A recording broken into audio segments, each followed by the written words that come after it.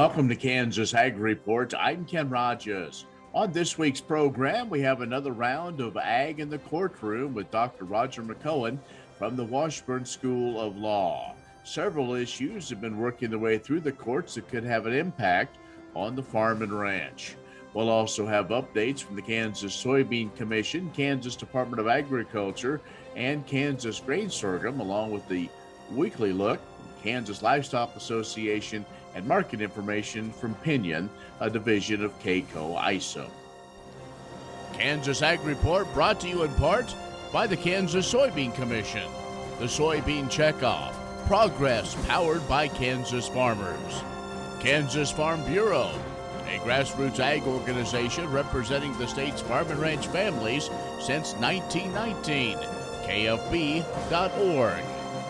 And the Kansas Wheat Commission, lending in the adoption of profitable innovations from wheat. Online at kswheat.com.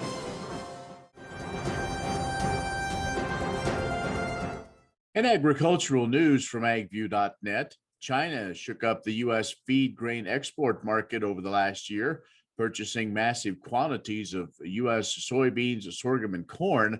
A new report out from CoBank's Knowledge Exchange Division finds the outlook for continued U.S. grain exports to China remains strong, primarily due to the projected growth in pork production. However, the current U.S. grain run has entered a new phase of market by significant price volatility, and China leveraging that volatility to its advantage. China's heightened demand resulted in higher grain prices that peaked in May and then been extremely volatile since. A period of elevated price volatility coupled with the ongoing inverted futures curve means that grain elevators and merchandisers will require capital discipline and excess liquidity. Well, USDA did estimate 92.7 million acres of corn have been planted in the U.S. for 2021. That's 2% up from last year. The June 30th acreage report also estimates soybeans nationwide 87.6 million acres, up 5% from last year. All wheat planted acres for 2021 estimated 46.7 million acres, up 5% from last year. Now, this, though, does represent the fourth lowest all wheat planted acres since records began back in 1919. And all cotton acres planted 11.7 million acres, 3% below a year ago. And the Federal Trade Commission has voted to strengthen its enforcement of the Made in the USA standard. Ag Secretary Tom Vilsack said American consumers depend upon accurate, transparent labels to obtain important information about the food they consume, and the FTC requires products to display a country of origin. However, if the products are imported and produced in the U.S., they can display the Made in the USA label. So USDA announced last year its intention to conduct rulemaking to address the concerns that the voluntary product of the USA label may confuse consumers about the origin of their food products. Following the effort, Vilsack said USDA initiating a top to bottom review of the product of the USA label. He said the review will help determine what the label means to consumers. Find more ag news at agview.net. Stay with us. Dr. Roger McMullen. We return. The Kansas Ag Report brought to you in part by Kansas Grain Sorghum, growers working together. Learn more at ksgrainsorghum.org. Grass and Grain, online or in the mail, keeping Kansas farmers informed for over 60 years. grassandgrain.com. And agview.net, serving the Beef Belt and Western Corn Belt with reliable and relevant agriculture information. agview.net.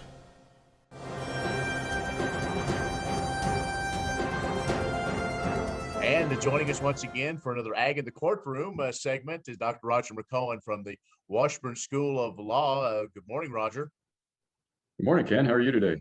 Good. It's hard to believe we're already past the halfway point of 2021. Still doesn't mean that things have backed off when it comes to agriculture and the court system. And a couple of topics I think are very interesting. I want to talk about. One is the American Rescue Plan, and you have some thoughts in really digging into that. It looks like that we may have a case of the haves and the have-nots.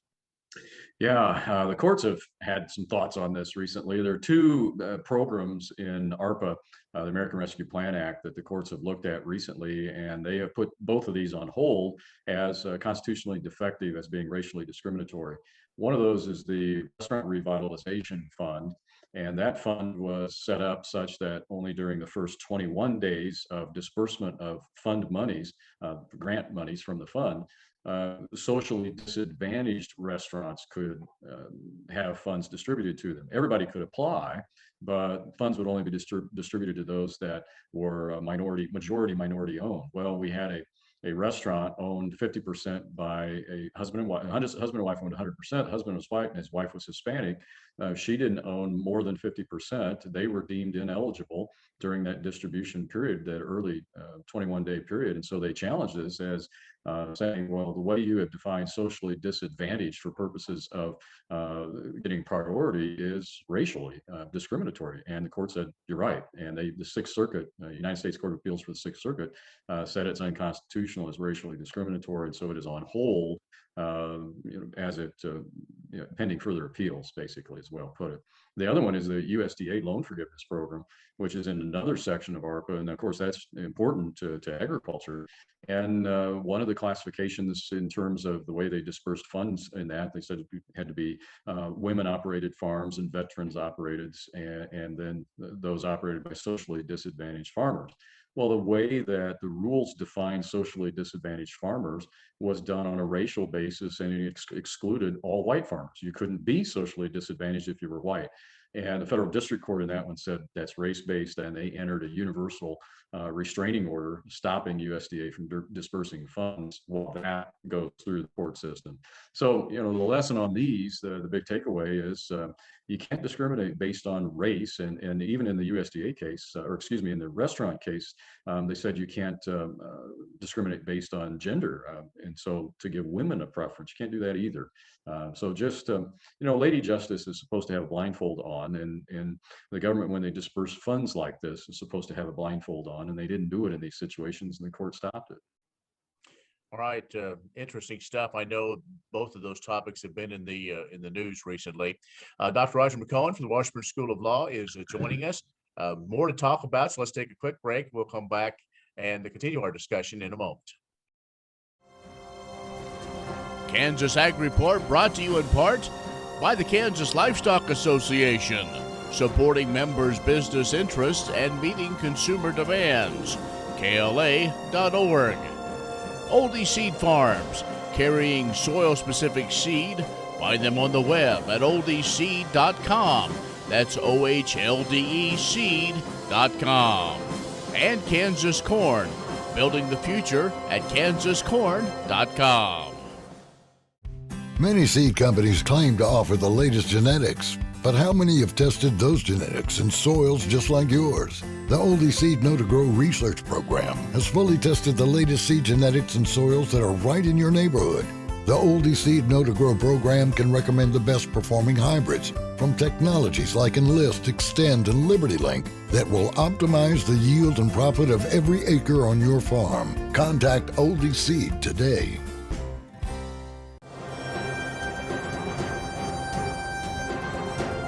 And our guest is Dr. Roger McMullen, another Ag in the Courtroom segment of what going on. And next topic, Roger, is it's not necessarily a Kansas focus, but I think it's a focus on agriculture, and that's some more developments in the public trust doctrine. And you and I have talked about that before in Iowa, and that can have implications for production agriculture.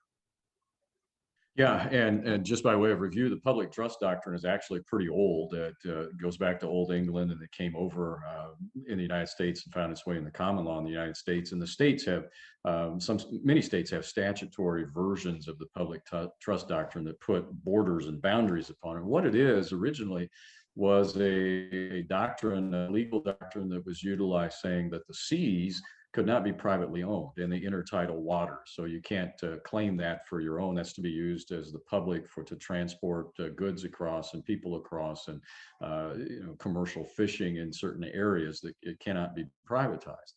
Well, that there is a legal theory out there, and there are theorists that have tried to expand that doctrine to waters that would go through a farm, to streams that a farmer would irrigate out of, saying we've got to keep a certain amount of water in the stream to protect an endangered species, for example.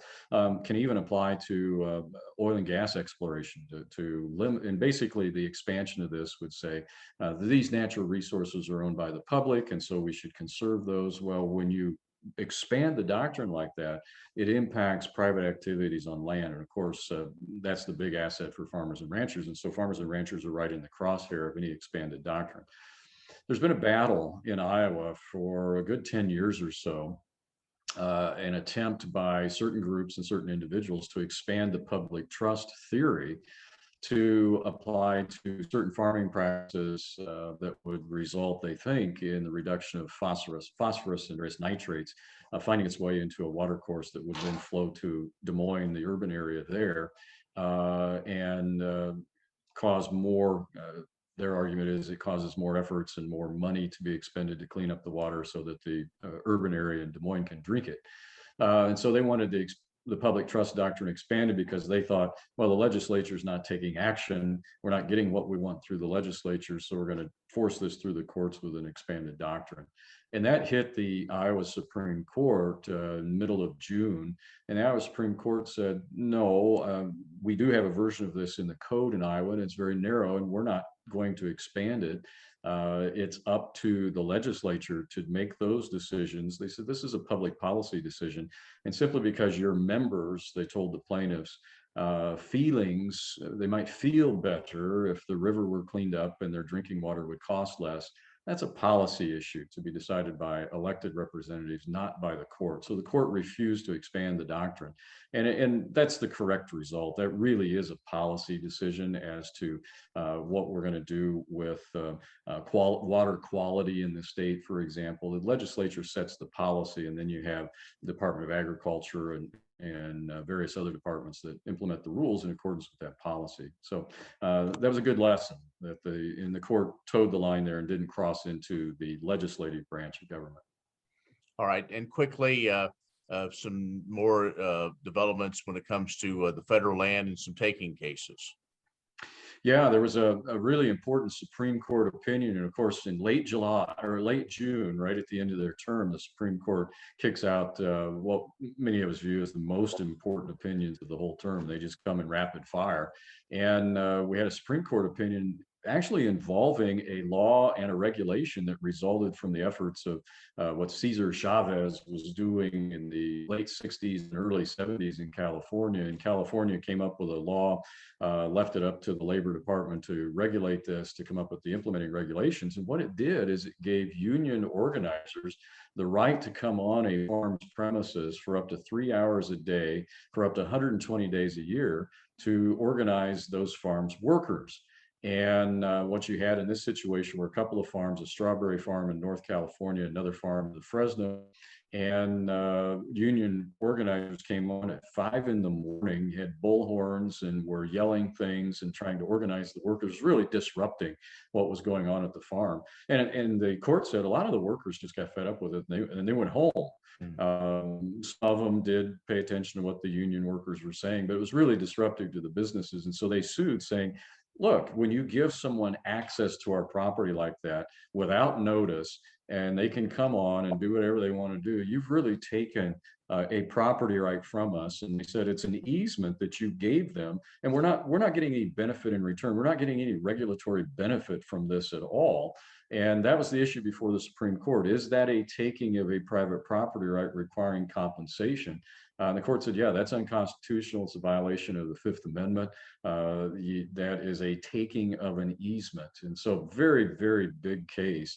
Of course, it impacts California directly, but anywhere you've got a statute like that, the court is saying if there's no benefit flowing back to the owner, what the government has done is unconstitutionally taken your property. It requires the government to pay for it.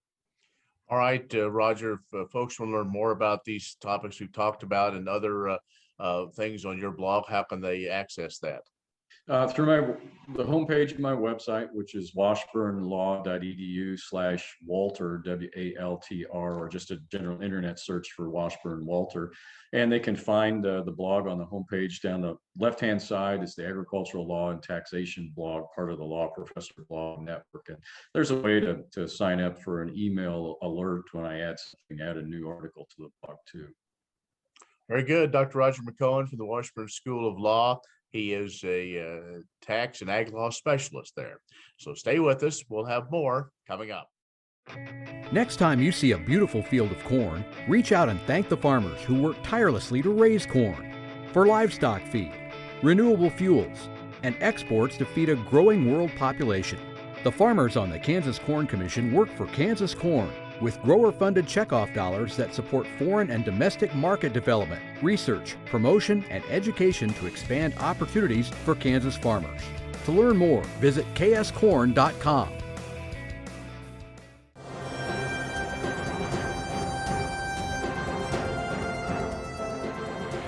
If you had a get-together over the July 4th weekend, what protein did you have as the star of your cookout? Beef, pork, chicken, even fish? Whatever it was, soy likely helped put it on the table. When soybeans head to a crush facility, 80% of each bean becomes soybean meal, which is a ground flake or chip-like texture. It serves as a crucial feed source for many animals. In fact, a whopping 97% of all soybean meal produced is manufactured into animal and livestock feed. The protein content of soybean meal, around 44%, makes it a great supplement protein to feed our favorite forms of animal protein. In the 2018-19 marketing year, 34.9 million short tons of meal was fed to animal agriculture divided among poultry, swine, dairy, and others. The Kansas Soybean Commission and United Soybean Board continually fund market development and research into the benefits and further potential of quality, sustainably grown soybean meal. You can check out that work at kansassoybeans.org/animal agriculture or soymeal.org. Next time you put an animal protein on your plate, remember the role soybeans play in making quality feed. What if sustainability were synonymous with U.S. soy? If energy efficiency, water quality, and soil health help define U.S. soy's value, that future is here, the time is now. To meet end-user demands, the Soybean Checkoff is committing to sustainability that's achievable, worthwhile, and enduring. A message from the Kansas Soybean Commission, the Soybean Checkoff, progress powered by Kansas farmers.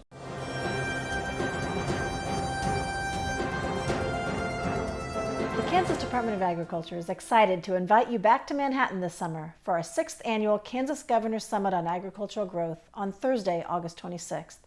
Traditionally, this event has been a time when we have brought all of the industry sectors together in one place with one goal: growing Kansas agriculture. Last year, we held our entire event online, and we did learn some valuable lessons from that experience, so this year's summit is a blend of in-person events and online meetings. The summit main event on August 26th and the social the evening before will be held at the Manhattan Conference Center, and we encourage you to join us for a day of meaningful discussion about the future of Kansas agriculture. Last year's virtual summit was able to reach Kansas farmers, ranchers, and agribusinesses in a new way, especially for the sector breakout session discussions. So those sessions are again being held via Zoom with a strong emphasis on collaborative discussion. They began in early July and will continue up until the August summit event. A full schedule of the sector breakout sessions, along with registration links for each individual Zoom meeting, can be found on the Summit webpage. There is no cost to attend any of the Ag Growth Summit meetings or events, but it's important that you register to get login information for the virtual sector sessions, and so we can provide adequate materials and meals for the in-person events. Registration has begun for all sessions on our website at agriculture.ks.gov/summit, along with agendas and overviews of the ag sectors. Whether in person or online, KDA remains committed to one purpose: to serve, promote, and grow the state's largest industry. Please join the KDA team as the Kansas agriculture community works together to grow smarter, grow stronger, and grow Kansas. The Kansas Wheat Innovation Center in Manhattan is rediscovering ways to get improved varieties and new genetics in the hands of farmers faster. Grower-led and checkoff-funded research initiatives are bringing about positive change. This grassroots leadership provides a strong voice in Topeka and Washington, D.C. Now is the time to partner with Kansas Wheat in moving wheat forward. Kansas Wheat Commission and Kansas Association of Wheat Growers.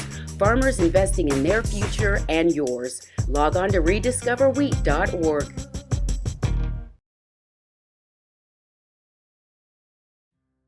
For Kansas farmers who are familiar with growing grain sorghum, exports can make up a critical part of growers' bottom lines. That's why there's a whole lot of optimism as sorghum planting concludes. According to the USDA's Economic Research Service in May, U.S. agricultural exports in fiscal year 2021 are projected at $164 billion, up $7 billion from the February forecast, led by increases in corn, soybeans, and livestock, poultry, dairy products, as well as grain sorghum. China is forecast to remain the largest market for U.S. agricultural exports in fiscal year 2021, followed by Canada and Mexico. Fiscal year 2021 U.S. grain and feed exports are forecast at a record $41.2 billion, up $3.4 billion from the February forecast driven by corn and sorghum. Sorghum exports specifically are forecasted at $2.4 billion, up $300 million from February's projection on both higher unit volumes and volumes driven by demand from China. Both factors point to increased production of grain sorghum this fall. And for growers choosing to irrigate their grain sorghum, you can optimize your yield by keeping in mind a few key points, according to Dr. Brett Bean, Agronomy Director with the Sorghum Checkoff, such as keeping soil moisture maintained above 30% to a soil depth of 3 feet, using irrigation early in the growth stages to establish uniform stand, and the most critical time to irrigate when soil moisture is lacking, the boot stage, when head emerges at the top of the plant prior to blooming and grain set. Trials over the year have demonstrated how adequate soil water at this stage will greatly enhance yield. For more growing tips, visit Dr. Bean's Agronomy Insights at sorghumcheckoff.com. And for Kansas Grain Sorghum, this is Adam York. Grain sorghum is one of the most important cereal crops worldwide, and Kansas leads the nation in its production. Over the years, sorghum has been either exported, used in animal feed domestically, or for other industrial uses. Recently, its use in the ethanol market has seen tremendous growth, with 30% of domestic sorghum typically going to ethanol production. Kansas Grain Sorghum is committed to sorghum research, market development, and education. Learn more at ksgrainsorghum.org.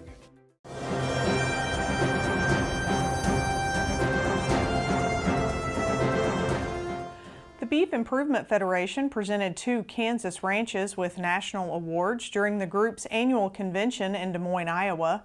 W&S Ranch of Smith Center was named BIF Commercial Producer of the Year, and Cow Camp Ranch near Lost Springs was awarded BIF Seed Stock Producer of the Year. W&S Ranch is owned by Richard, Kenton and Deborah, Michael and LaDonna, and Philip and Jessica Weltmer. Managed on a daily basis by Philip and Jessica, the ranch encompasses a commercial cow herd, a small registered Angus herd, a feed yard, and a farming operation.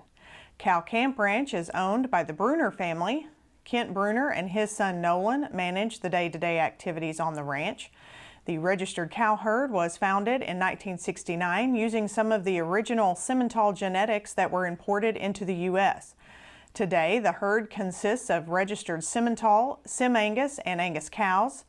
BIF also presented Galen Fink of Randolph with the Pioneer Award. This award recognizes individuals who have made lasting contributions to the improvement of beef cattle, honoring those who have had a major role in the acceptance of performance reporting and documentation as the primary means to make genetic change. Premier Farm and Home has what you need to make your lawn the best in the neighborhood. Hi, I'm Ken. We choose Premier Farm and Home for the professional look that we do ourselves. Feel free to stop in. You can also visit our website at heycow.com.